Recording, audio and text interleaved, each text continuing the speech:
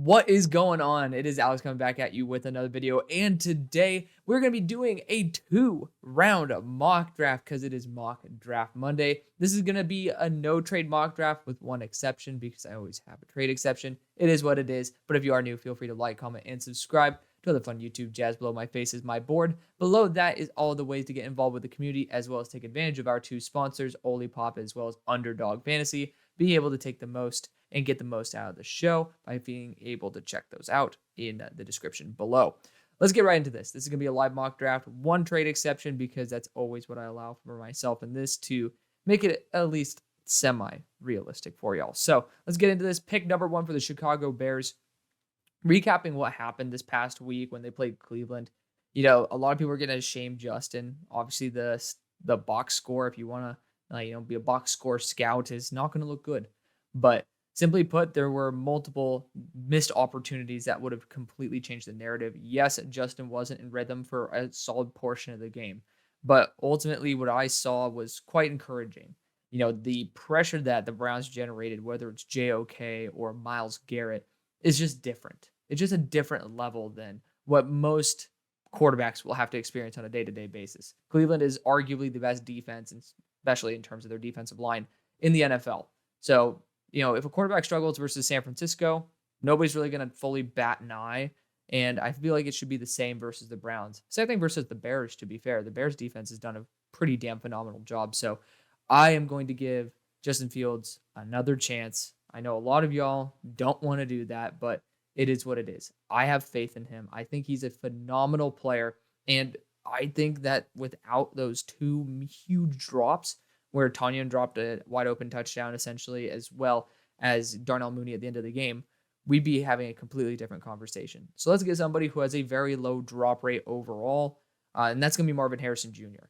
I think, especially with Darnell Mooney potentially not being on the team next year because he's up for a contract, you do need to continue developing the receiving core.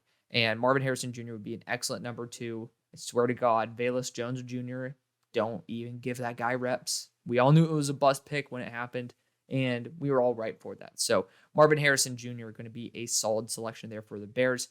Don't overthink it. Just get the best player in the draft. At pick number 2 for the New England Patriots. This is down to Caleb Williams and Drake May. Of course, that's the way it rolls. It's the way how this usually ends up. So, if we're sitting here with New England Patriots, Caleb Williams is going to be the better talent between the two. But Drake May feels like the more likely option. When you're sitting here at number 2, you don't always go after the best talent. You go after the talent that you think is best for your team because this is going to be the face of your franchise. It's going to be the guy who you have in your locker room every day who's going to be the leader of your men.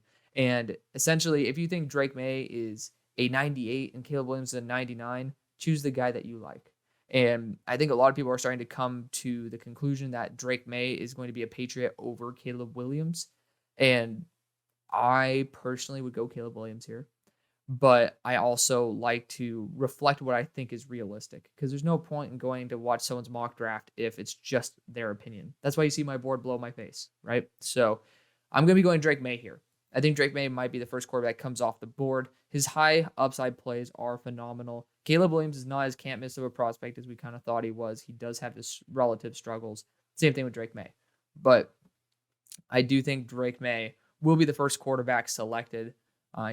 Caleb Williams is unreal, but at the same time, we do have to add a little bit of realism in here with the fact that teams don't go off of what we think is the best, but what they think is best for them. At pick number 3 for the Cardinals, this is usually my one trade exception. And based on the players on the board, I am going to exercise said exception. Also, it's always fun to be able to get more picks there for the Cardinals. So looking at the teams that could offer a lot to move up for Caleb Williams, I moved up with the Giants plenty of times at this point. I might do just a short range trade here with Washington. I think it will only require 1 second-round pick, and maybe Arizona's better off by being able to acquire more and more picks. But I love the idea of getting Caleb Williams. And to be fair, Washington needs a lot more help than just Caleb Williams. But you benched Sam Howell yesterday. That's the reason why. It's not because I think Sam Howell's a bum, because I like Sam Howell. He's my QB1 of that class. And, that class is kind of garbage, so it doesn't really mean much.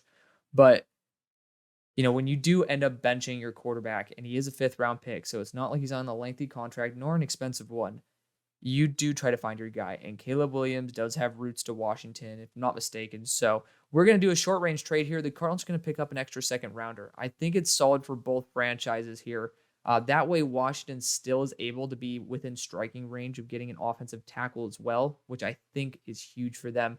Picking up depth edge rushers is going to be a little bit easier than, let's just say, picking up depth offensive tackles. So I know that, it's depending between 36 and 37. To be fair, I don't think the Cardinals are going to be, rivaling what the Commanders are going to go for. So Commanders are going to give them pick for 37 as their compensation for moving up to pick number 3. Maybe you can toss in somebody else in your own mock draft, but for me, this is not going to affect anything else.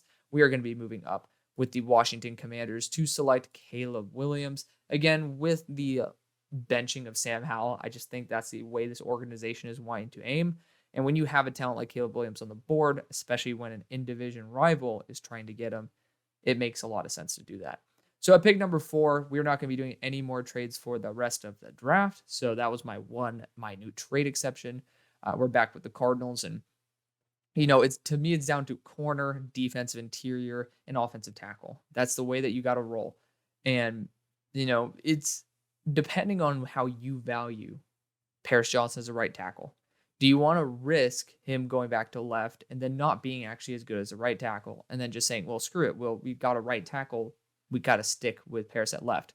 Or do you want to go with a left tackle and see how Paris continues to develop a right tackle? If you are doing that short range of a trade, I'm just going to go for the left tackle. That's what you got to do. Just go for the left tackle. And then, because Paris Johnson has been relatively solid, and I think he'll continue to get better against his first year as a right tackle. And, it's not the easiest thing to do.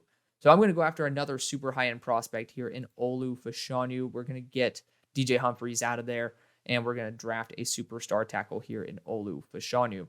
At pick number 5 for the Chicago Bears, it is going to be Joe Alt. After watching Justin Fields get, pressure after pressure after pressure, this team definitely needs a center. Don't get me wrong there. We'll definitely in tomorrow or the next day's mock draft be able to get an offensive center for you guys. But the left tackle spot with Broderick Jones didn't look phenomenal. And Joe Alt is phenomenal. So get the best protection for Justin or whatever quarterback will be there. You need to bolster the offense. I think an edge rusher isn't a bad idea either, but you've proven to get a superstar in Montez Sweat that allows you a little bit of wiggle room in case you want to opt for offensive tackle over an edge rusher there at pick 5. At pick number 6 for the New York Jets, we've taken quite a few of the tackles off the board. Brock Bowers is an interesting consideration for this team. Wide receiver overall has been, but Mekhi Becton allowed 3 pressures by halftime. It's the offensive tackle position. I don't think there's one guy who is necessarily good enough, and it's time to change that. Let's go JC Latham here. I know I have a resident Jets fan who's not a fan of it, but at the end of the day, I think JC Latham's going to be a massive upgrade, and whether Aaron Rodgers is actually going to be quarterbacking your team or not, you need to be able to secure your future there in JC Latham.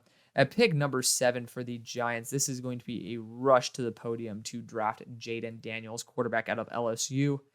You'll see what we do in round number 2. I think you'll like it quite a bit. But Jaden Daniels is a top-tier prospect who has great mobility as long as he remains healthy, because at 210, 6'4", he's a little bit on the lighter side and he takes some big hits. I think that's his biggest struggle, processing. I don't think any of the quarterbacks are necessarily super fluid with their processing in this draft. So it's not like he's relatively worse, but it's something that you need to get more used to as well. With what we might do in the second round, if he is there, we'll have a good change of pace for Jaden. We'll get him right out of the gate doing really, really well. I think we all know Tommy DeVito is not the long-term answer, but Jaden Daniels is a really good consolation prize. At pick number 8 for the Los Angeles Chargers, we are finally drafting something that I've been dying to draft for. That is Trey Pipkins' replacement. This is Tolise Fuaga, right tackle out of Oregon State. Superstar, my number 2, probably will end up being my number 1 tackle in the NFL draft. He was actually a generational level player before having some struggles mid-season, but you cannot teach the movement skills. You cannot teach the power. He is one of the most freakiest athletes I've ever seen at that position. Very excited to see what he can do there, especially with Justin Herbert needing more protection than ever. We'll be able to at least get a solid pick to be able to have 2 elite bookend tackles. At pick number 9, sucks that we couldn't get a tackle for the Titans because I do think that's a position I'm pretty desperate for them. Not going to be drafting. I'm going to have Amarius Mims return. Y'all know how I do this. Until Amarius Mims is returning or declaring he will be returning in my mock drafts, I will continue saying that over the video. But we're going to be going Brock Bowers out of Georgia here. This team needs a star receiving weapon, and I think Brock Bowers just being an elite over the middle threat is going to add enough value. You can also put him in the slot because he actually spent 250 reps out of his 500 roughly in the slot. So, he is comfortable being both inline as well as out wide. He even took, I think, 40 or 50 reps as a boundary wide receiver. So you have a lot of versatility with Brock. And, as this team starts like going towards a new path away from Derrick Henry, you are going to get a massive, massive asset here in Brock Bowers to be the leader of the new regime. At pick number 10 for the Atlanta Falcons, quarterback's the main need for this team. I love Bo Nix. I actually think this would be a great pick for the team, but I want to change things up a little bit. I think that Malik Neighbors could be an unbelievable pairing with Drake London. I think they are literally not Batman and Robin, but essentially Batman and Batman. Like both of them complement each other so well, and both of them have huge roles. All right, maybe you can say peas and carrots if you want to go back to the Forrest Gump reference. So for me, I think this is an A-plus move for the franchise. If you don't want to go quarterback, there's not much better than Malik Neighbors. At pick number 11 for Green Bay, and this is from Tankathon. This is a Tankathon draft order, so don't get mad at me for it. Get mad at yourselves. But at pick number 11, the Green Bay Packers are here. Corner number 2, I have heard is honestly a position worth really focusing on. Cooper DeJean's the guy who I like to go for the Packers. I just love that versatility, but I don't feel like you need it as desperately as maybe that would suggest. Again, if Amarius Mims were coming out, this would be the pick. But I am not having him come out in this mock draft. It is not news, but I think a player should be a top 5 selection who is going top 10 or top 11 in this instance. He'd probably want to return. But mainly, the main reason I'm having him return is because I know I'm a psychopath who goes after offensive tackles way earlier than most teams. So there you go. But at pick number 11, you're primarily, again, this team doesn't need that much. They're like pretty much on the verge of being able to kick some ass 24/7. I do think a boundary corner is the best value position for you at this point. And I think a true boundary one next to Jair, especially one with size like Kool-Aid McKinstry, would be your best bang for your buck at this point. I think the safety route, by getting Cooper DeJean, you get Keyshawn Nixon out of there. That's kind of the big plus. You get him out of there as a returner as well as a safety. And I think you do need that. But I think in round number 2, we'll be able to get Keyshawn Nixon out of there in the first place. So to change things up, keep things interesting, we're going to go Kool-Aid McKinstry, boundary corner out of Alabama. Big guy. Crazy overall floor. I love it. I'm a big fan of being able to see somebody who can just consistently be reliable, and that's what Kool-Aid McKinstry does best. At pick number 12 for the Las Vegas Raiders, quarterback's probably the right position to go for this team. Aiden O'Connell's not the guy, even though he randomly had a god tier game. The one week I benched him in fantasy, so gotta love that. But well, to be fair, he was always benched. He was just on my taxi squad. But I'm thinking Bo Nix would be the upgrade to have here. J.J. McCarthy, Joe Milton also should be in the consideration for round 2. And I think we could honestly pull away in that instance and get a guy round 2. I don't think Bo Nix is going to go this early. We'll see what happens. But I'm actually going to go Jerzon Johnny Newton. I want to change things up. I always go QB for this team. And I think it's time to, test the theory of what will happen if I end up waiting an extra round.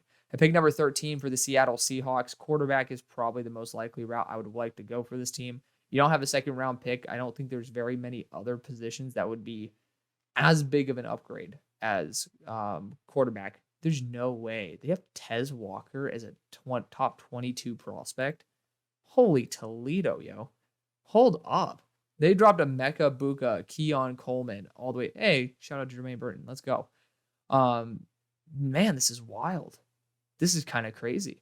Okay, well, there's a whole entire new list here, y'all. We'll definitely be breaking that down in some due time. But for quarterback, I think Bo Nix is going to be the right selection for the Seahawks. I know a lot of y'all don't like that and maybe want to wait for JJ McCarthy or Joe Milton, because I think Joe Milton with DK Metcalf would be a ridiculous combo. But I think Bo Nix is just a lot better than what a lot of people are giving him credit for. And you know what? With the next pick, I think that you would be happy with either of these. So we're going to go Bo Nix at this selection. New Orleans Saints, I have a hard time passing on Michael Penix at this point. I just don't think Derek Carr's the guy. I don't think you guys think Derek Carr's the guy either. And, Michael Penix would be able to give you a little bit more oomph, a little bit more sizzle with the steak. And so I'm going to go with Michael Penix here. It is what it is. I think he just offers a little bit more upside with the cannon of an arm he has than what you have right now. I'm not a huge fan of the consistency that Michael Penix brings to the table, but he's still a top 64 player for me at a high value position that is well worth the selection. At pick 15 for the Broncos, it's down to edge rusher because there's a lot of really good edge rushers on the board, and it's down to wide receiver. It's those two positions. Now, when analyzing the wide receivers that are available, it's kind of wild how they have this set up here. But again, is what it is. I really wish they would take out guys like Mario Williams who are transferring and Bo Collins. Does not make sense why transferring players are listed here. But, I think a wide receiver 2 next to Courtland Sutton is going to be what you will get the best return on investment for. And you got Rome Odunze here. You got Troy Franklin, Emeka Ibuka. You could play the Moneyball game and wait for Jermaine Burton round 3. And you're going to be blessed with it because Jermaine is a top 32 player on my board. But that's a big gamble. While edge rusher, to be fair, there ain't much. And do they finally have my boy on here out of Clemson? No. God willing, they will actually put Xavier Thomas on here one day. This is absolutely insane. My heart is broken. But we're going to go after edge rusher. I think that making the defense your identity, and I think with the amount of wide receivers that are out there, you can be pretty fine with this. Going after somebody like Jared Verse, who's just super high floor, 260 pounds, great frame, great power. You just can't go wrong with Jared Verse. And at 15, again, I've gone after corner. I've gone after wide receiver. I think it's time to at least address that edge could be a position you can upgrade. And you have some really solid guys there in that rotation. But, naturally, Nick Bonito is not going to get it done for you guys in the long run. Jared Verse and Nick Bonito could be like one of those edge duos that could be relatively formidable. So I like Nick Bonito when he came out. Pretty sure he's out for the year with an injury, but for the future's sake, going after another star edge rusher is never a bad thing. Pittsburgh Steelers here at 16. Hallelujah. We actually are in striking range of a QB. The problem is I took him early. I like JJ McCarthy quite a bit. I do think it's a little bit rich to draft him here at 16. Of course, there's no trades, so can't really say I'm going to trade back and get him, but I would get Joe Milton in round number 2 over JJ McCarthy here in round number 1. For that reason, I think when you go after a star corner, it's going to be what helps our team out the best. It really depends if we end up keeping George Pickens on the roster, because if we don't, this is a perfect opportunity to draft a guy like Keon Coleman or go after, God forbid, Rome Odunze. I'm going to go after the DB selection here. And we're going to go with the guy who I normally go with in the first place. That's Terrion Arnold, my number 1 corner in the class. He's a corner 2, so he'll probably go after his corner 1 here in Kool-Aid McKinstry. But Terrion Arnold has so many of the similarities in terms of his play style to JPJ, just a couple inches shorter, so not necessarily going to get bailed out by his size the way JPJ could. But Terrion Arnold is super duper smart, great field awareness, just overall someone who I genuinely want to have as a corner 2. He's better than Levi Wallace. The identity is the defense of this team, and when we can't actually draft a top tier quarterback here, it's time to continue making some strides somewhere, and that's going to be in that secondary. At pick number 17, another great spot for Terrion Arnold. We got the Cardinals, who ended up drafting Olu Fashanu earlier in round number 1. With this selection, I am probably going to target Nate Wiggins. I'm going to try to get these corners off the board ASAP. You got Kalen King here too. Could have went that way for the Steelers, but Terrian's a better player than Kalen King by a small margin. I actually like Nate Wiggins a lot for this franchise. You could try to wait and moneyball it, to be fair. I do like the idea of potentially waiting and moneyballing it and going after a top tier edge rusher here because we won't have one there at 35 or 37 that we got from the trade back. The only trade back in this no trades mock draft. Because of that, I actually do like the idea of going after an edge rusher here. Looking at the ones that are available, I think Braylon Trice, Dallas Turner, Chop, and Leatu should be in consideration for this pick. Leatu and Braylon will have the most versatility. So, again, do with that as you will. I just know that I'll have a good corner there at 35 and 37. I'll opt out of that and get a defensive interior there as well. So I want to get the best edge rusher on the board. I think Braylon Trice offers the most. I think Leatu might be the most likely to go first before him. Braylon Trice had 70 pressures this year. He's been absolutely dynamite after the first couple weeks. This guy has been spectacular. He has great size at 274. He even covers well. So even though I love Dallas Turner just slightly more, again, I have him at number 4 versus number 5. I'm going to go with my number 5 player in the draft, and Braylon Trice. At pick number 18 for the Buffalo Bills, this is a quick rush to the podium for me. Cooper DeJean, safety/slot out of Iowa. I know Rome Odunze would have been a great pick there, but Cooper DeJean is just he's a game changer for a team that can use him properly. This team could use another corner, but they can also use another star safety. You can see what happens when this defense really turns on, especially this past week versus Dallas. When you get Cooper DeJean within striking range of a team that could really use the safety help, but also has just more flexibility in the roles he can play, that's where you're going to get yourself a top 10 player in the class. Otherwise, you're starting to roll the dice. At pick number 19 for the Tampa Bay Buccaneers, we're having some star wide receivers slip here. Baker just went off, which is incredible. For me, I actually would love to see Rome Odunze on this squad. I also think that for him to be the successor to Mike Evans, so to speak, you could also go after Dallas Turner, which I have done several times. Amarius Mims is returning in this mock draft. Gotta continue saying that. I think that if you want to rock with Rome Odunze, it's hard to say no. He played through a punctured lung and a broken rib. That is dedication. And for me, I think that dedication deserves respect and reward. And so we're going to be sending him here to the Tampa Bay Buccaneers, who are drafting, players that might be a year ahead of where they should be drafting them. But even with Kalijah Cansey, I thought that was a little bit premature. And they ended up doing a really good job because of it. So big fan of that. Rome Odunze can be very versatile at 6'3", 211. Could be the future wide receiver 1 for the Bucs. At pick number 20 for the Vikings, I think you can't pass on the opportunity to get a new quarterback. This is a team that's so bad at QB that, you got to force it. So we're going to force J.J. McCarthy here. Another great option for y'all would have been Chop or Dallas Turner. Dallas Turner would have been great, but, you have to get a QB at the end of the day. It doesn't matter how good your edge class is if you don't have a QB. You can bring Kirk back, but that's a really big if Kirk will actually want to come back.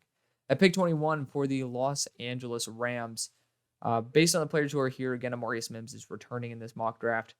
I think the best bang for your buck is going to be Dallas Turner.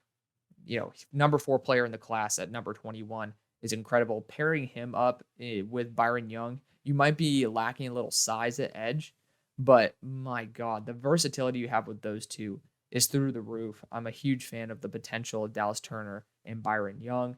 You might be getting 2 guys who genuinely could be top 10 in pressures in the NFL, especially if the Niners don't end up getting a good tackle in this mock. At pick number 22 for the Indianapolis Colts, Nate Wiggins is here. Hard to say no to somebody with that size-speed combo. But looking at what's best for them, I do think a true wide receiver 1 build could be spectacular. And I'm looking at Keon Coleman here as a great option. I'm wanting to have him fall a little bit more, but he's going to be Michael Pittman's number 2. I think Drake London played at the same time as Michael Pittman. This would essentially be that. Drake London was a better prospect than Keon Coleman, but that's because Drake London, that also is why Drake London went in the top 10. Keon Coleman, yes, he doesn't generate separation with his routes. So surprising that people are randomly catching on to that. He's one of the best body control weapons in the game. and he fits a role that's perfectly open on the Colts. He's the YOLO guy where he's going to make the spectacular catch. He makes the highlight reel plays. You have Josh Downs to get separation with his routes. You have Michael Pittman to be a reliable wide receiver 2 who can put up wide receiver 1 numbers. Get Keon Coleman. He can be your X. Let the rest fall into place. At pick number 23, also takes Keon Coleman away from the Jacksonville Jaguars, who are now looking at another option here in Emeka Egbuka, Xavier Legette. Like, I do think they should be continuing to upgrade their receiving core. I love Emeka Egbuka. Don't know what's up with the shade going towards Emeka's way. Like, again, you got Xavier Legette here, who's really fun. I do love the idea of Xavier Legette on the Jaguars. I did kind of just snag my favorite player for the Jaguars, so RIP to that. But I really like Emeka Egbuka on this team. I really do. And, he might be a little too slot specific this year, but the fact is he played boundary last year when JSN was there, and he did a phenomenal job. So I'm going to go Emeka Egbuka. We're going to take him earlier than what the board says because I think the board's slightly rough, but it is what it is. At pick 24 for the Bengals, I've fallen in love with this pick. It is going to be Kingsley Suamataia, a swing tackle out of BYU. You just get such good value of someone who can both start at left and right. When injuries set in, which they do, you can have somebody who can fill where need be. But more importantly, you have the option to put him where you want him to be. So I love that. The Bengals could totally use an upgrade at either left or right tackle, depending on where Orlando Brown wants to end up. At pick number 25 for the Kansas City Chiefs.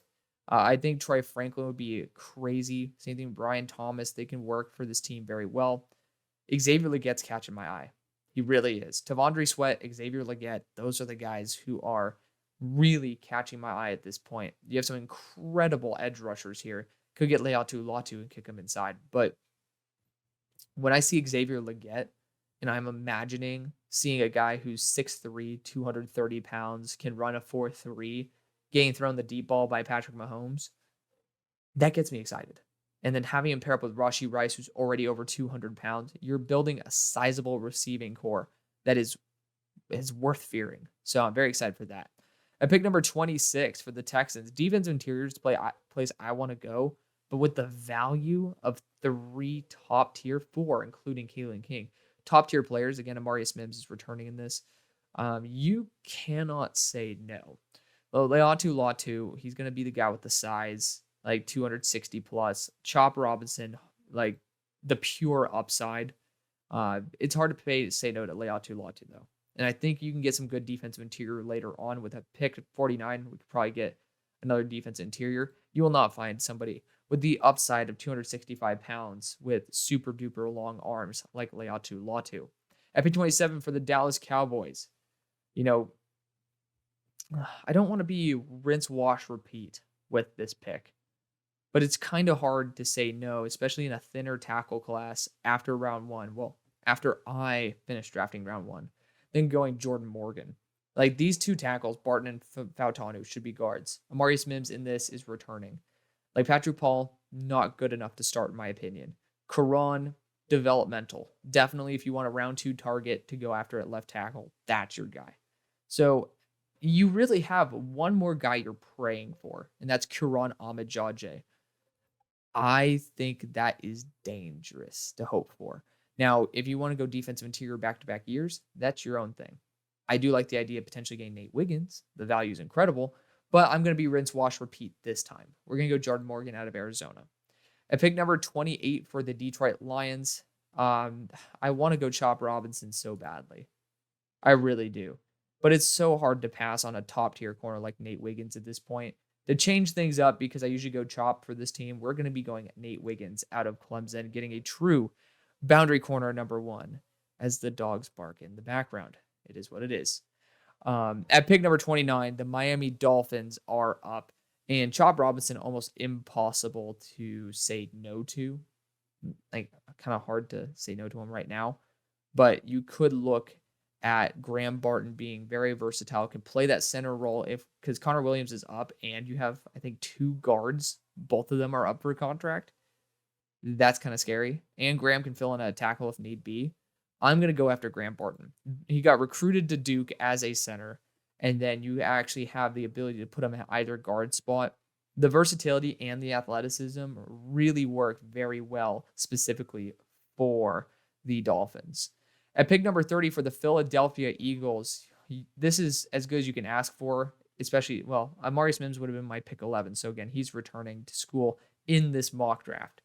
To me, it's edge rusher right now. You could draft Chop Robinson because holy hell, that would be ridiculous. Probably is going to be the case. I do think corner needs to be really heavily thought about. Denzel Burke, Kalen King. I do not like James Bradbury. You have some good guys who are, depth pieces, but do you believe them to be true starters? I like Eli Ricks a lot. He was a top 64 player on my board. But, I have pause before letting him be a full-time starter. Kalen King would be a full-time starter. He would. But it's hard to find Chop Robinson. And pass rush is what this team thrives on. He does not fit the 265 plus mold that you would be trying to refill. But sometimes it's okay for a little bit of a change if the value is right. And I'd be scared shitless that the Niners or the Ravens would say, let's go BPA. Let's actually get the best player on the board. Let's get Chop Robinson. So we're going to do what we must. Chop Robinson going to the Philadelphia Eagles. At pick number 31, we have the San Francisco 49ers. And no surprise here, Kalen King, Denzel Burke, those guys are just, it's as good as you can get. Again, Amarius Mims is returning in this. He would have been a top 10 player, top 15 pick for me. You have Tyler Guyton, who is a good option, but I just don't think he's right here at 31. Let's get the best player available because that's what the Niners should do. And so we're going to be boring again and get Kalen King, who is my number 15 player in the class. So enjoy it. At pick number 32 for the Ravens. This I actually might end up going after Tyler Guyton because it's just tough to imagine. Well, Karan actually might be there at 64. I do think this team needs offensive line help. Like, noticeably, they do need it. But I also could look in the corner room. I like the love for Ennis Rakestraw, but he's not there just yet for me. When you do have the upside of Chris Jenkins going to the former Michigan defensive coordinator or Tavondre Sweat just adding unbelievable size to this team, there's a lot of routes that could go really, really well. Wide receiver wise, if you want to get a wide receiver one build, you'd have to go Johnny Wilson. Or, I mean, you could debate that, 6'4", 200. That's a pretty tight fit. Or you can go Brian Thomas. He is 6'4", 205. And he could be going in this range. A lot of people like Devontae Walker. He's 6'2", 200, if I'm not mistaken. Yep, right there. It's up to you.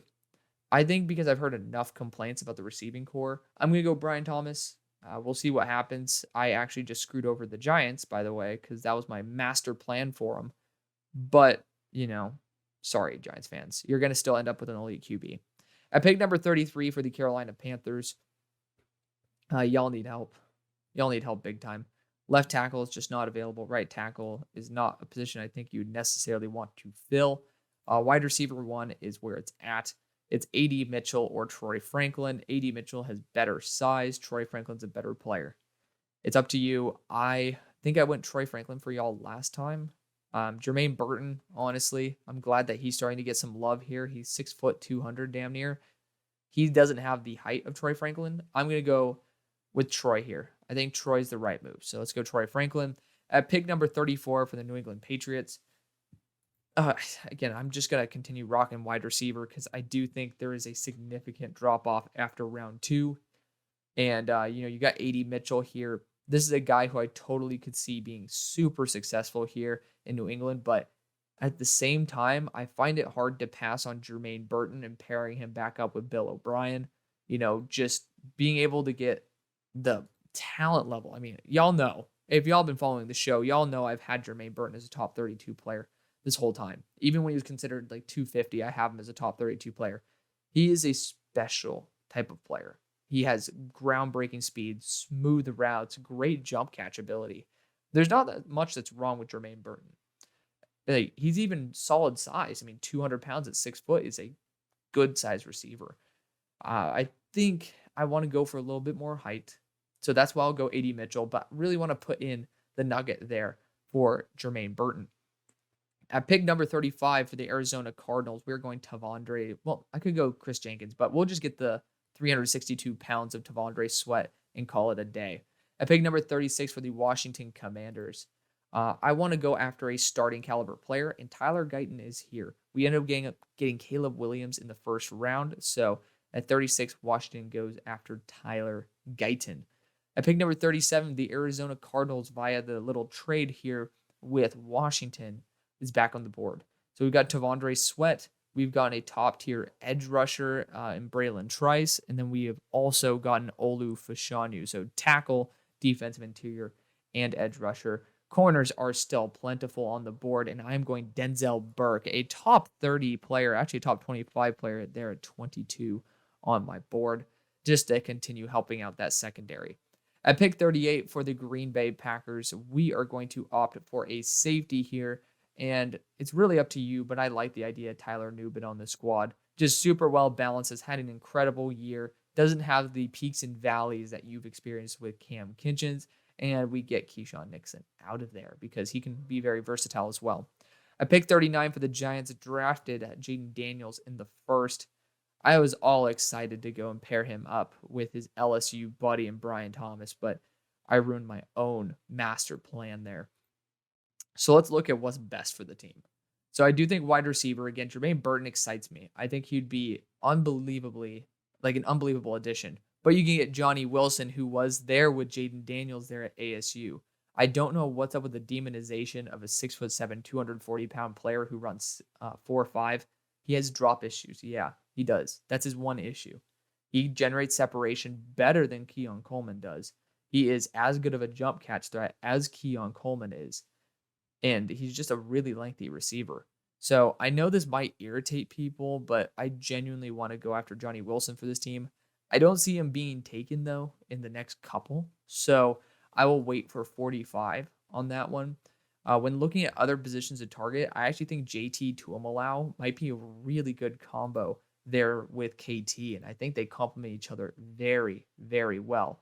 So we are going to be actually going JT Tuimoloau. We're going to change things up a little bit. Get a top-tier edge rusher for the Giants. I don't think they're desperate for an edge rusher, but the value was proper, and it combines with KT's abilities very well. They complement each other, and you potentially take it away from maybe another in-division rival that would want him later on. At pick number 40 for the Los Angeles Chargers, the first pick was Talise Fuaga, right tackle out of Oregon State. Now, I think corner is going to be a great move. We need a corner too. Kamari Lassiter's here. I think that's probably the best route to go.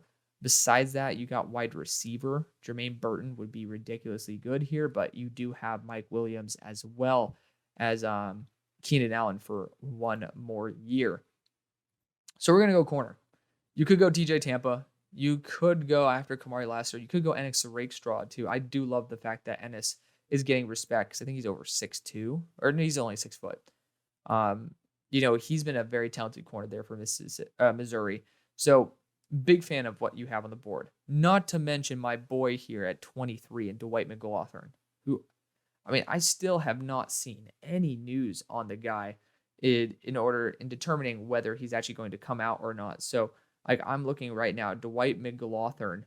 Let's see. What does Dwight say for us? He just talks about King James. There's no way this guy just added LeBron James out of nowhere. This guy doesn't deserve a vote. He doesn't deserve. Oh, he's actually Shrine Bowl bound. So yeah, he is actually coming into the draft, and we're going to see him here in Dallas, which is even better. So he's coming out. I thought he was a junior for some reason.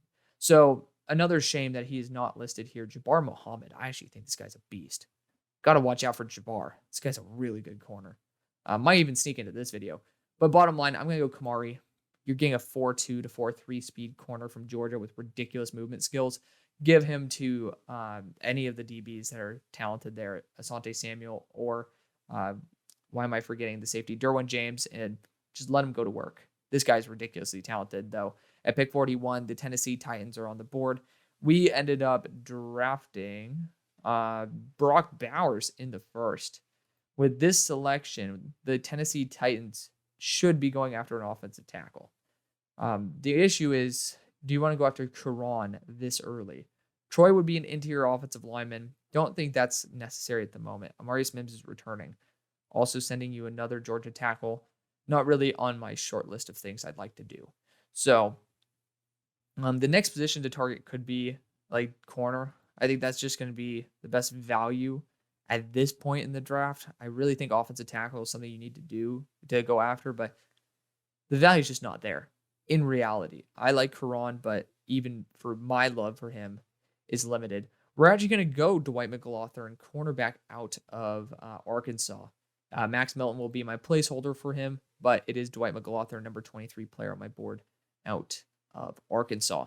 Just one of the best off-man corners I've ever seen. Doesn't get enough love remotely, and I think similarly to how Jermaine Burton's risen up boards, the more people watch him, in the offseason process, when people really start digging into the depth corners, they're going to be like, why is nobody talking about Dwight? Broshmo and I both fell in love with Dwight in the offseason, and his play during the regular season when he was healthy was phenomenal. Don't know why he's getting picked apart so much.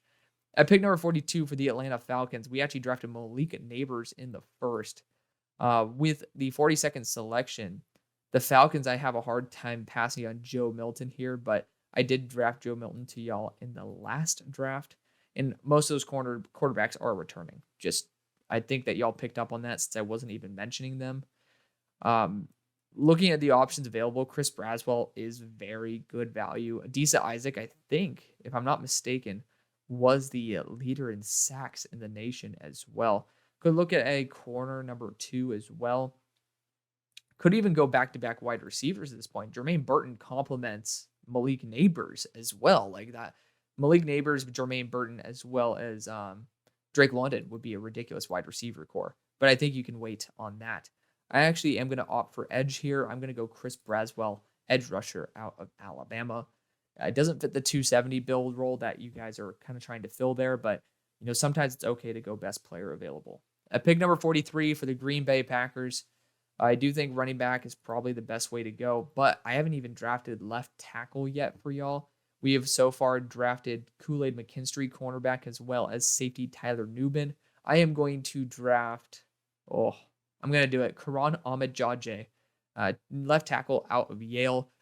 The upside on this guy is ridiculous. I know Rasheed Walker has been honestly relatively solid for the expectations of Rasheed Walker, but Karan is just a different type of athlete. I think he has such a higher ceiling than Rasheed Walker. And to be fair, I wasn't a fan of Rasheed. So Karan is just, he pops off. He really does. He needs years of development, if like one minimum. So this is actually very good to have Rasheed prove himself. If he does, and I think Rasheed will be coming up on a contract at that point, it's a great opportunity to get a tag and trade or just trade before the trade deadline for a team that's pretty desperate for a left tackle. And then you have somebody who's extremely talented to step up in his place in Karan Ahmad-Jadjeh. It's just a good strategy to save some cash down the line. At pick number 44 for the Raiders, our first pick was a defensive lineman in Jerzon Johnny Newton. I think quarterback could be a solid move here with Joe Milton, but I think this might be a free agent destination. I wanted to test out a theory if the Raiders didn't go QB round 1. And getting a corner like TJ Tampa at this point is pretty damn spectacular. You do need a boundary corner who could be a leader on your team. So getting a star corner like TJ is just creme de la creme opportunity at pick 44. At pick 45 for the New York Giants via Seattle. So far, we have drafted edge rusher as well as quarterback. With the 45th pick, I am drafting Johnny Newton. I thought that'd be kind of crazy. That'd be a great pick. Johnny Wilson out of Florida State. 6'7", 240 pounds. Great blocker. Great jump catch threat. This team has been dying for an X-build receiver, someone with legitimate size to step up. He complements Jalen Hyatt very well as well. He is a top 11 player on my board. I love Johnny Wilson. Got to see him in person. This guy is phenomenal. We went to high school at the same time. I got to see him face my Oaks Christian Lions in person. This guy has ridiculous talent. And he played with Jaden Daniels. Think about it. It's pretty damn sick. So at pick number 46 for the Philadelphia Eagles, we have drafted edge rusher Chopper Robinson. That's quite nice. So with the 46th pick, the Philadelphia Eagles are in a little bit of a pinch. You got Cam Kinchens here, which is crazy value. Very good player. Love Jermaine Burton on the squad because I think a wide receiver 3 is pretty damn, it's a pretty good need to address. Chris Jenkins, not something I would draft for the Eagles, but, he's one of my best players left on my board. So I think that corner, it is in the consideration. You could develop Quinion Mitchell at this point, but let's pass on that. Let's pass on that. We could actually, I totally forgot about the fact I already drafted a right tackle for Washington because I was about to say Tyler Guyton would be a good move for this team. Troy Fautanu is going to be an interior. Amarius Mims returning in this. Patrick Paul, no. So I think we could go linebacker for this team. I think this could be one of the first times that, Howie's like, you know what, let's get a linebacker. But I do think Jermaine Burton is well worth this selection at this point. Again, he is a top 32 player on my board. He fits a deep threat role of Quez Watkins very well, and he's really good after the catch. The most underrated receiver in the class who's finally getting some respect. It's about damn time. I'm going to be blunt. Like, it's good that people finally started watching him. We're going to go Jermaine Burton here because I do think Howie would be the type to alternate from offense to defense. And even though I think linebacker is a bigger need than wide receiver, even though PFF doesn't agree, it is the position I think Howie would go. If Jermaine Burton, someone who fits so well, someone who could be a wide receiver 1 as well, in my opinion, it's the right opportunity to take him. At pick number 47 for the New Orleans Saints, we drafted a quarterback in the first round, and that quarterback was Michael Penix. Just wanted to double check. So we got Michael Penix. At this point, there's no debate in my mind. Cam Kinchens is ridiculously good value. You take Cam Kinchens if he's there. No ifs, ands, or buts. At pick 48 for the Pittsburgh Steelers, we need a center pretty badly. We ended up drafting a corner in Terrion Arnold. But, I didn't have the balls to do this last week. I have the balls to do it now. Our quarterbacks are crap. I mean, let's talk about the worst to the best. Mitchell Trubisky is absolute cheeks. There's no doubt about it. I'm pretty sure he's up for a contract too, so he's not even going to be on the team. Pretty sure Mason Rudolph's also up for a contract. Won't even be on the team. He's going to be starting this week, and the dude couldn't do anything at the end of last week. He's not good. And with Kenny, I love Kenny. He's a guy who I have a ton of respect for. Solid athlete. He's someone who would be willing to lower his shoulder to get that first down. He has the energy, the dog in him that you really want in a QB1. How long are we going to have to wait? How long? I mean, he ended off last year really, really well. That's phenomenal. That's great. But the guy hasn't had, Tommy DeVito has had more multi-passing touchdown games than he does. Tommy DeVito. Don't tell me that his receivers are better. They're not. Don't tell me his offensive line is better. They're not. His running back's better. Cool. And he's not better than Kenny. So why is Kenny not producing? He gets injured every year. He is out a quarter of the year every year. He doesn't make consistent throws week in and week out. We were literally talking about this before Canada was fired. There's videos of him missing open flat routes, open drags, open plays. He makes some ridiculously great throws. And he is a ridiculously great talent to have on your roster. But why not bring in somebody who can truly challenge him? Because I don't think there's anybody who's actually pushing Kenny Pickett to being a starter. There's nobody who's making sure that he is getting to the place he needs to be. He's not putting up the yards. He's not putting up the touchdowns. And simply, he's not putting up the wins. The defense is putting up the wins. And how long do we have to have a championship level defense that is being brought down by an insufficient offense? Get a great offensive coordinator there. Great. But there's no excuse for the weapons and even the mediocre offensive line. There's quarterbacks doing a hell of a lot more with a hell of a lot less. Therefore, I'm going a quarterback here. And I'm going a quarterback that is ballsy. Nobody likes this guy, except for me. He throws a 90-plus yard ball, and he needs a little bit more time in terms of progressions. Right. He needs a little bit more than that. But he has the ability to lower the shoulder. He talks shit. And you know what? He works his ass off. He just needs work on his mechanics, and I think this is the team that could help him out with that. This is going to be Joe Milton III. I want to see him just say YOLO. He throws YOLO balls. He just says, screw it. I'm going to throw a 70-yard deep ball down the sideline. And when I can get George Pickens, a 70-yard ball down the sideline, you have never been able to have that with him. I am going to sell my soul to get Joe Milton in round 3. But for this video, I'm doing it in round 2. I am a full believer in Joe Milton, especially if he becomes a Steeler. This is the one team I want him to go to. Just let him air it out. Just let him see what happens. Just let Calvin Austin and George Pickens have a field day with a quarterback that says, screw it. I got nothing. I have nothing to lose. Let's go. Steelers need help. Joe Milton might actually have the spark that we're looking for. At pick number 49, Houston Texans are sitting here. We have drafted a star edge rusher in Latu in round 1. We're kicking ass. We're drafting Chris Jenkins here in round number 2. So the Texans have drafted now edge rusher Latu and defensive interior Chris Jenkins. At pick number 50 for the Buffalo Bills, we drafted a star safety in Cooper DeJean in round 1. In round number 2, we are drafting Jalen Polk out of Washington, 6'2", 204 pounds, elite wide receiver 2 caliber player there for Josh Allen. At pick number 51, the Buccaneers ended up drafting a wide receiver in Rome Odunze in round number 1. In round number 2, edge rushers are there. They do have some good options, but we kind of just want to go best player available for this team. And I want to get some guys for that offensive line. I think they could use some help on the interior of the offensive line. And Troy Fautanu is such incredible value. He is a tackle, so he can fill in if need be for injury. But this dude's going to be a great asset there on the interior of the offensive line. He's a feisty blocker, so you know he's going to be great in the run game. Good athlete. Just overall, very much worth the selection in the second. At pick number 52, again, Amari Mims is returning. The Minnesota Vikings are on the board, drafted J.J. McCarthy in round number 1. In round number 2, y'all know there's 2 positions I draft for this team. It's edge rusher and QB. And Jonah Ellis is here. He is yet to say he is going to return. I really want to double check that because he is a phenomenal player who's super young in his career.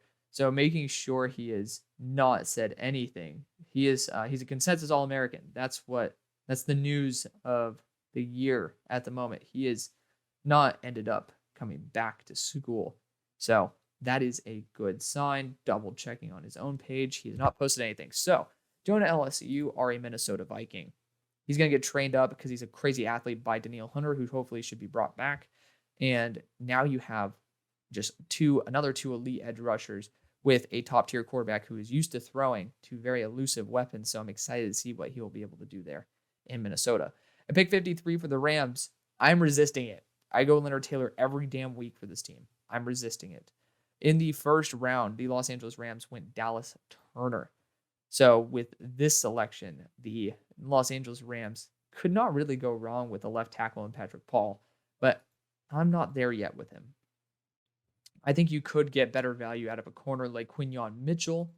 And looking at other positions, you could look at QB, but based on the QBs available, because I'm suggesting most of them are going to return.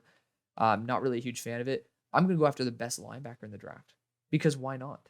I think that's a great idea. Let's get the Rams a solid linebacker, and that's going to be Junior Colson here out of Michigan. The Rams go Junior Colson at 53.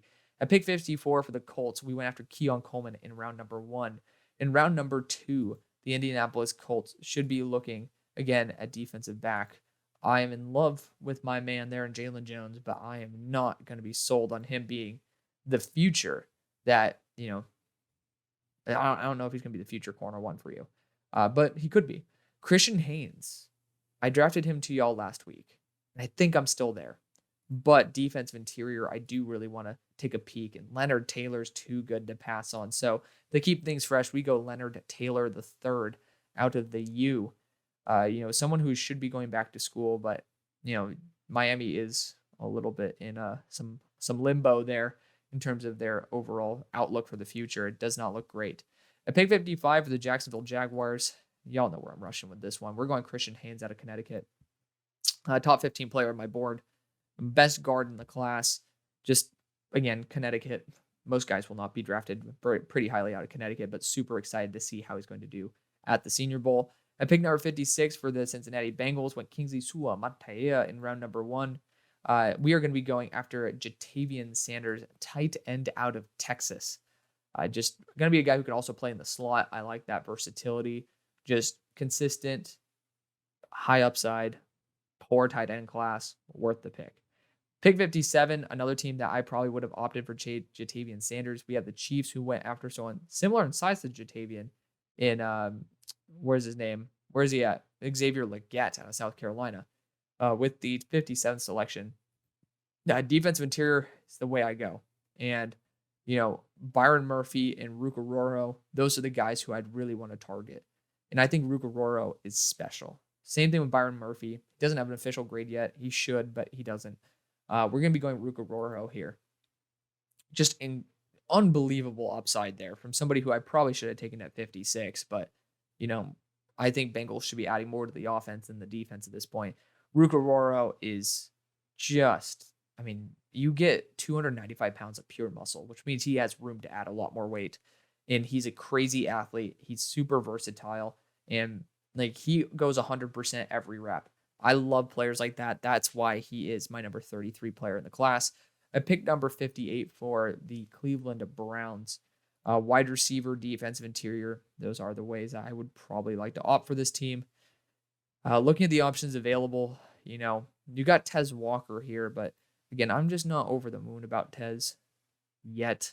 He's definitely taken a step up. That's a good sign. But, when you get Byron Murphy here to add to that rotation of dudes that are just super, super high upside, I love it. I love it. And he already has a strong foundation for pass rush. I think you're just getting some strong consistency there and boosting an already very talented defense. I pick 59 for the Dallas Cowboys. They've already gone left tackle. Hard to say no to going center here when you have the best center on the board. So I hate to be monotonous because I have gone left tackle and center multiple weeks in a row now for the Cowboys, but we're going to go Jackson Powers Johnson out of Oregon. I picked number 60 for the Detroit Lions. Went corner Nate Wiggins in round number 1. Defensive interior and edge rusher are probably the two positions I want to target the most. Brandon Dorlus is hard to say no to because he is very similar in terms of the overall effectiveness as Kalijah Cansey was last year. I know that was a big topic for y'all. Could go a guard here. We do have Donovan Jackson, and we do also, where is he at? Cooper Beebe. Bo Limmer is a great right guard. I'd honestly wait for Bo Limmer. Between you and me, we're waiting for Bo Limmer. So I'm going to opt, again, corner 2 wouldn't be a bad idea, but I'm not going to go back-to-back corners. I highly doubt that's realistic. We're going to go Brandon Dorlus here. You're getting some extra pass rush upside. He also can kick to the boundary and play some edge rushing reps, which is a big plus. At pick 61, the Dolphins went Graham Barton in round number 1. In round number 2, the Dolphins are going to look at that safety route, and I'm going to get the third best safety in the class, arguably second in Kalen Bullock. Doesn't get enough love, even from me, but, safety 2 is a position that should be upgraded on this roster because there's not many more holes to fill, and Kalen Bullock is still incredible value. At pick 62, the Eagles are going linebacker. We're going to do it. We're going linebacker. We've gone wide receiver and edge rusher. We are going linebacker for the Philadelphia Eagles. And Jeremiah Trotter might be the guy to go after, but I want to go after someone who could actually be a Mike linebacker, and that is going to be Peyton Wilson out of NC State. He has injury issues. That's the only reason he's here. He would have been linebacker 1 pretty much for everybody if he was healthy. Just super, super good. He's super talented in terms of his instincts. He actually has good pass rushing ability, solid coverage ability. He's a little bit thin, but he's 6'4", 240, which means he just carries it very, very well. He looks like he has stick legs, but this dude genuinely is very well built. Excited to see what he can do in a mic role there for Philly. At pick 63, the Niners went after a corner in round number 1 in Kobe Turner. Just kidding. Lamau. It's going to be Kalen King. And at pick number 63, I want to go offensive line for this team. I'm not going to go Patrick Paul. Blake Fisher decided to come out, so I would be pretty much open to going after Blake Fisher, but thinking of other positions they might actually target, they could go Adisa Isaac here, top-tier edge rusher for some extra edge depth. I do like the idea of going interior offensive line here with Bo Limmer. I love the flexibility of him being a center and a guard. People don't show Bo enough love, and honestly, this is one of the teams that is willing to extend their their board to select somebody who's a little bit probably not going to be selected for a little later. I want to show Bo Lemmer some love. He's still a top 64 player on my board. Still well worth the selection. Will be a right guard / center hybrid. Pick number 64 and ending off the draft, we have the Baltimore Ravens. Drafted Brian Thomas in the first. At pick number 64, we are going to be drafting Quinyon Mitchell to the Ravens. Ball hawk, 12 plus pass breakups this year. He just has a knack for the ball. Big fan of what he could do there as a rotational corner for Baltimore. That's going to be the video. Thank you so much for watching and supporting the show as always. See you on the far side. Peace.